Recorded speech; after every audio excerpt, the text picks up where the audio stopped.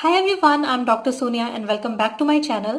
आज हम folic acid deficiency के बारे में बात करने जा रहे हैं। तो फ्रेंड्स, फोलिक एसिड जो है वो विटामिन B9 है, जो कि एक बी कॉम्प्लेक्स विटामिन में से एक है और काफ़ी इंपॉर्टेंट रोल प्ले करता है हमारी बॉडी में। तो अगर ये नेचुरली फूड में पाया जाता है तो उसे हम फोलेट कहते हैं, और अगर ये मेडिसिन या जिसे हम सप्लीमेंट्स के रूप में जो हम लेते हैं उसे हम फोलिक एसिड के रूप में लेते हैं। तो फ्रेंड्स, सबसे पहले हम ये जान लेते हैं कि इसके फंक्शंस क्या है हमारी बॉडी में, ये इतना इंपॉर्टेंट क्यों है। तो रेड ब्लड सेल्स फॉर्मेशन में ये बहुत ही इंपॉर्टेंट रोल प्ले करता है। तो फ्रेंड्स देखिए, हमारे शरीर में जो खून है उसमें जो रेड ब्लड सेल्स हैं उनका काम क्या होता है कि वो ऑक्सीजन कैरी करके ले जाते हैं हमारे हर एक सेल, हमारे हर एक टिश्यू और ऑर्गन तक। अगर वो ऑक्सीजन कैरी तभी कर पाएंगे अगर उनकी फॉर्मेशन जो है वो अच्छे से हो। अगर वो अच्छे से नहीं बनते तो ऑक्सीजन कैरी करने की उनकी जो कैपेसिटी होती है वो भी जो है वो ठीक से नहीं कर पाते अपना काम। इसलिए ये रेड ब्लड सेल्स जो है अच्छे से बने, इसलिए फोलिक एसिड जो है वो बहुत ही इंपॉर्टेंट रोल प्ले करता है। साथ ही साथ ये हमारे जेनेटिक मटेरियल बनाने में बहुत ज़्यादा इंपॉर्टेंट रोल प्ले करता है और ये काफ़ी इंपॉर्टेंट फंक्शन है फोलिक एसिड का।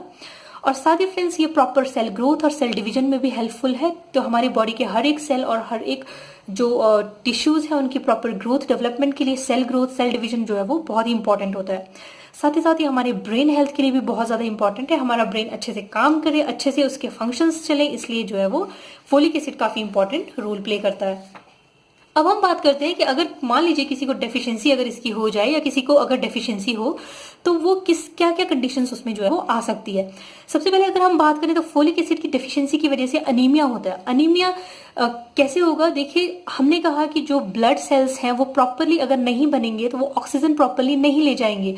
तो जब ऑक्सीजन प्रॉपरली नहीं ले जाएंगे तो हमें क्या है, अनीमिया की कंडीशन हो जाएगी। और अनीमिया देखिए फ्रेंड्स, होता क्या है, हमारे जो रेड ब्लड सेल्स हैं वो 120 डेज तक रहते हैं, उसके बाद वो डिस्ट्रॉय हो जाते हैं और न्यू रेड ब्लड सेल्स जो है वो बनते हैं। लेकिन जो अपना काम वो पूरा करते हैं, अपना काम जो ऑक्सीजन ले जाने की जो काम है उनका वो करते रहते हैं। लेकिन क्या होगा कि अगर जो फोलिक एसिड की कमी जिन लोगों को होगी उनकी जो न्यू सेल्स हैं, जो रेड ब्लड सेल्स हैं, वो प्रॉपरली जो है वो डेवलप नहीं होंगे, प्रॉपरली नहीं बनेंगे। इस वजह से क्या होगा, उनकी ऑक्सीजन कैरिंग कैपेसिटी में जो है वो प्रॉब्लम आएगी और दिक्कत आएगी, वो ठीक से काम नहीं कर पाएंगे, तो अनीमिया की कंडीशन हो जाएगी। और सेकेंडली, अगर जो प्रेगनेंसी के टाइम पे अगर किसी प्रेग्नेंट वुमेन को जो है वो अनीमिया फोलिक एसिड की कमी है तो उस कंडीशन में क्या होता है कि जो बेबी है उसमें बर्थ डिफेक्ट्स आ सकते हैं, जैसे कि स्पाइना बाइफिडा की कंडीशन ये जो है वो आती है और ये काफ़ी सीरियस प्रॉब्लम होती है। इसलिए जो है प्रेग्नेंट वुमेन्स को जब स्टार्टिंग में जो फर्स्ट मंथ है उसमें फोलिक एसिड जो है वो रिकमेंड किया जाता है, और पूरे उनके जो टर्म होते हैं उसमें जो है फोलिक एसिड होना बहुत ज़्यादा ज़रूरी है, ताकि जो है बच्चे में ऐसी कोई डिफेक्ट्स ना आए, क्योंकि मदर और बच्चे दोनों को ही जो है वो फोलिक एसिड की ज़रूरत होती है। साथ ही फ्रेंड्स, अगर हम इसके साइन एंड सिम्टम्स की बात करें कि क्या क्या लक्षण इसके होंगे अगर डेफिशिएंसी हो जाए, तो सबसे पहले तो फटीग यानी कि थकान बहुत ज़्यादा रहेगी, मुंह में बार बार जो है वो छाले निकलना, बार बार कुछ अल्सर्स हो जाना, ये सारी कंडीशंस जो है वो अगर फोलिक एसिड की कमी है तो हो सकती है। साथ ही जो है वो आपका जो जीभ जो है वो सूजी हुई रहना, उसमें दर्द रहना, रेडनेस रहना, ठीक से हील नहीं होना, ये भी फोलिक एसिड की कमी की वजह से होता है।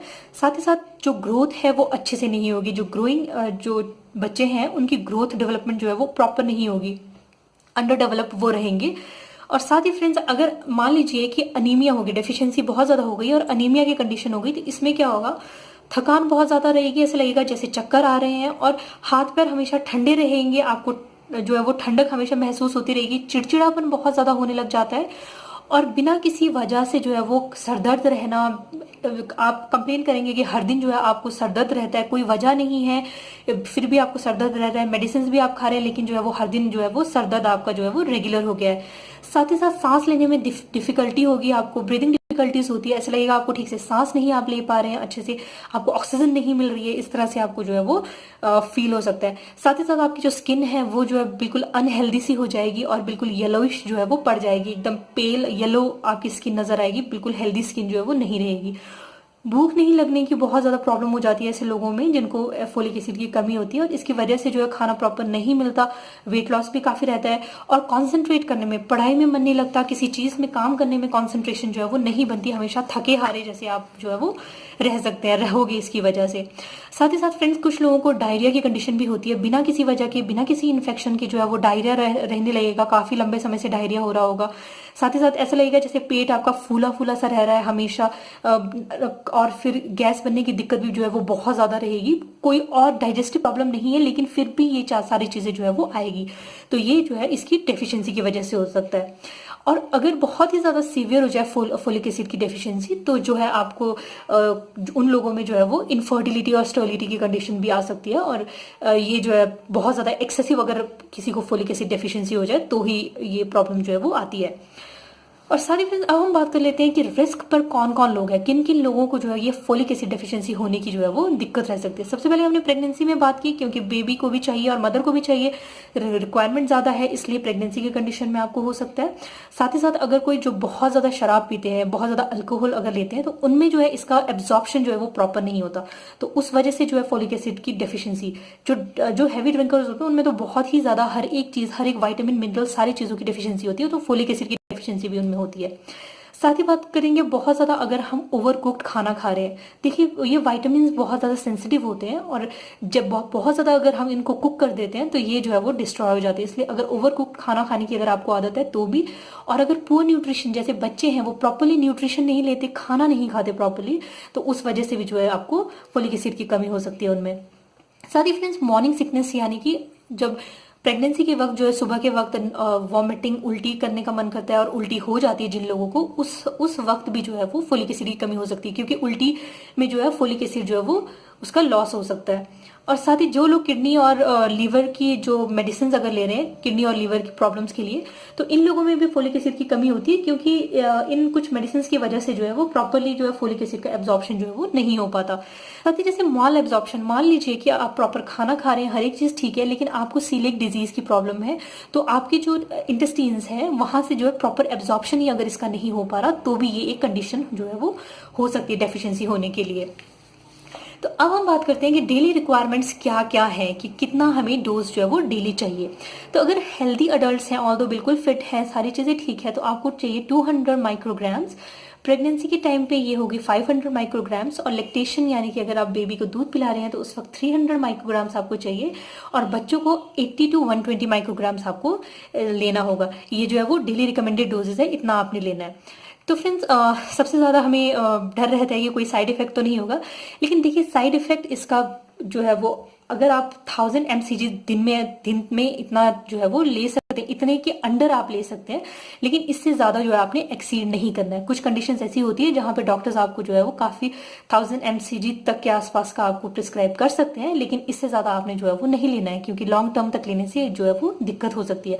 अदरवाइज ये वाटर सॉल्युबल है, आपको जो है वो एक्सेस जो होता है यूरिन के थ्रू निकल जाता है, लेकिन फिर भी इतना इससे ज्यादा जो है आपको रिकमेंडेड नहीं है।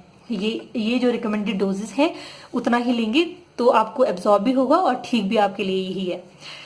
अब फ्रेंड्स बात करते हैं कि इसके लिए इन्वेस्टिगेशंस या फिर टेस्ट अगर कोई होता है, तो एक तो कंप्लीट ब्लड काउंट करके डॉक्टर देख लेते हैं कि आपको अनीमिया की कंडीशन है या नहीं, और अगर सिर्फ फोलिक एसिड के लिए देखना है तो ये red blood cell folate level test होता है, उसके थ्रू ये जो है वो फोलिक एसिड का लेवल आपके अंदर जो है वो पता करते हैं कि आपको कोई डेफिशिएंसी तो नहीं है।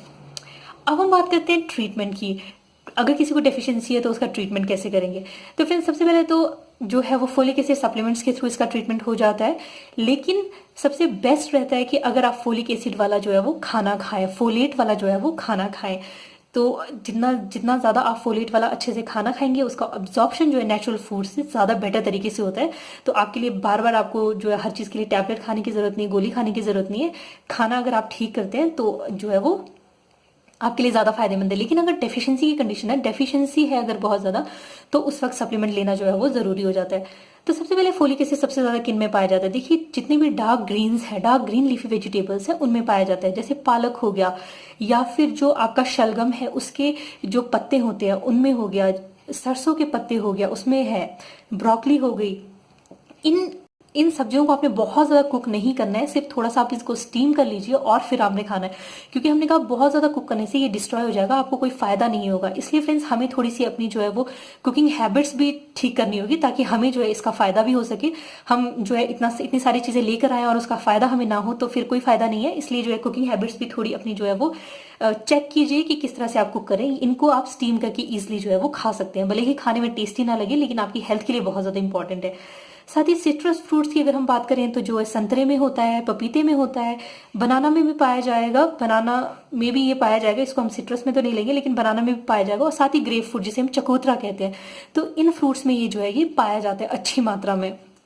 तो आप ये भी जो है वो ले सकते हैं, सबके सब आपको अवेलेबल, इजिली अवेलेबल होंगे, आप इनको ले सकते हैं।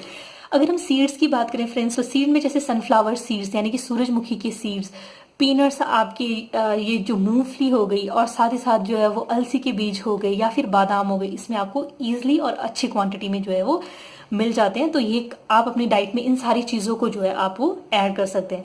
साथ ही अगर हम रूट्स की बात करें तो बीट रूट्स यानी कि जो चुकंदर है उसमें बहुत अच्छी मात्रा में पाया जाता है, आप उसका सैलेड खा सकते हैं, आप उसको ले सकते हैं इजिली उसको, और साथ ही साथ जो है वो गाजर है, इसमें भी अच्छी मात्रा में पाया जाता है। तो ये सारी चीज़ें आप अपने खाने में जो है वो ऐड कर सकते हैं।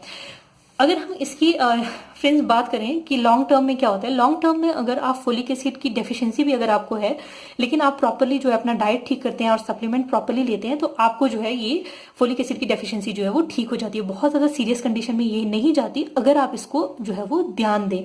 अगर आप ध्यान नहीं देंगे तो आपको अनीमिया हो सकता है और बहुत सारी और दिक्कतें हो सकती है। तो इसलिए ध्यान देना बहुत ज़रूरी है। अगर आप अवेयर हैं कि आपको क्या प्रॉब्लम है तो आपको जो है वो डेफिशिएंसी को ठीक करने में जो है वो ज़्यादा टाइम नहीं लगेगा। तो फ्रेंड्स ये थी एक डिस्कशन हमारी फोलिक एसिड के बारे में। आई होप आपको जो मेरी ये वीडियो इन्फॉर्मेटिव लगी होगी। अगर आपके कोई क्वेश्चंस हो तो आप उसे ज़रूर पूछ सकते हैं, और अगर आपको मेरी ये वीडियो पसंद आई हो तो प्लीज़ लाइक, कमेंट और शेयर करना ना भूलें। और मैं आपको मिलती हूँ किसी और वीडियो में किसी और नए टॉपिक के साथ। अगर आपको मेरी वीडियोस पसंद आती है तो प्लीज़ फ्रेंड्स सब्सक्राइब ज़रूर कीजिएगा, और मिलते हैं किसी और वीडियो में। Till then take care and keep smiling.